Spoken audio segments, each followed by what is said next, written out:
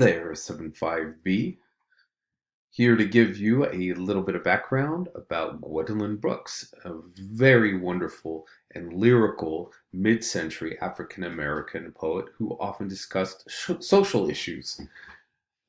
Great, great, great stuff. And fade in picture. There she is. That machine you see in front of her is called a typewriter. It kind of looks like a computer that doesn't have a screen. More about that later. Now, what do we need to know about her? Well, she's born in Topeka, Kansas. She's raised in Chicago. So once again, we get this Midwestern flavor of American literature, and including African American literature.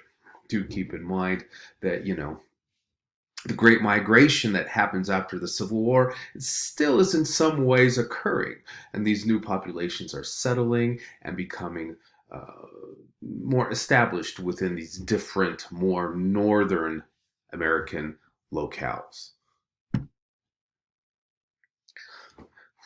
Now, she actually got a lot of personal poetry work through a woman named Inez Cunningham Stark. And she was a person who was very prominent in Chicago wealthy society and a bit of a patron and a donor. And again, we see that kind of recreated relationship between the literary work of people of color and wealthy white patrons or donors. And this is something that still continues on for a while. Now, remember that this was a situation that happened a bit with the writers of the Harlem Renaissance as well. But more about what we need to see about her.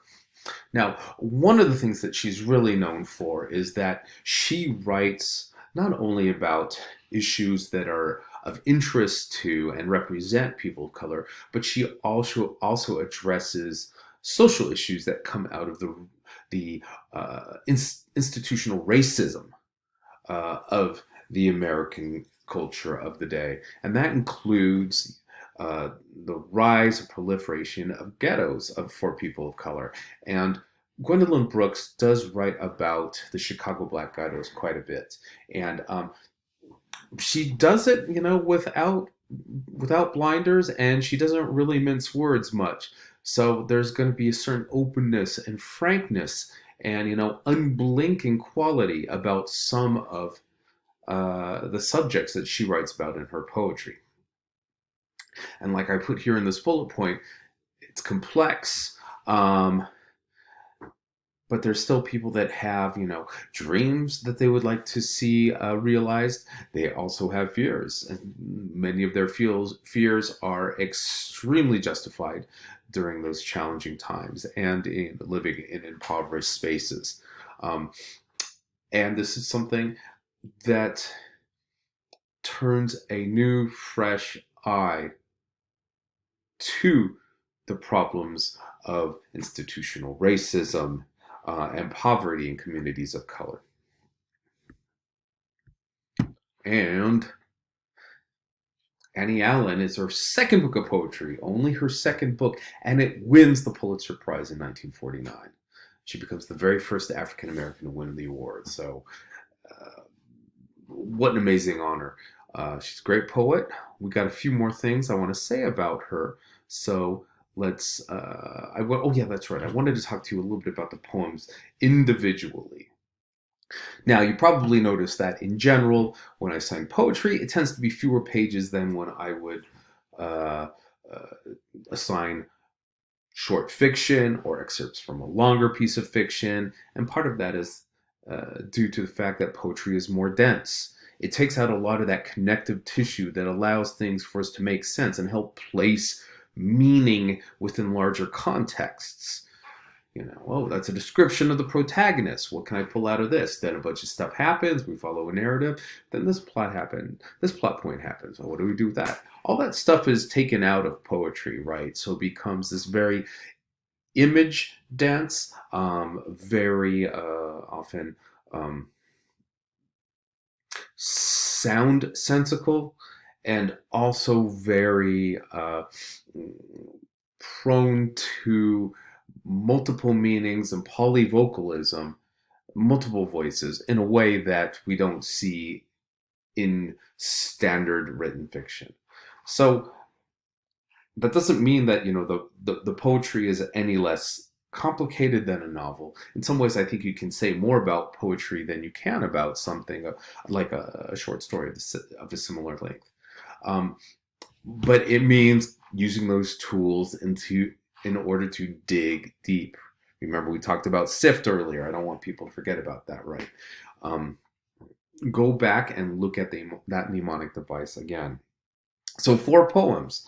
The two that kind of go together for me thematically are the kitchenette building and the bean eaters. Kitchenette building is about people who live, in a pretty basic apartment complex where they're sharing not only a single bathroom at the end of the hall, but they're also sharing certain kinds of dreams, but also certain kinds of, for lack of a better word, odors. Think about the imagery and sensory detailing that Brooks is putting into that one. The Bean Eaters is about a couple. And again, she writes poems that in some ways are short and a bit soft spoken, but there's a wealth of imagery and symbolism and sensory detail that really help transport you into those pictures that she's painting. Also in that group, we have We Real Cool. That one tends to get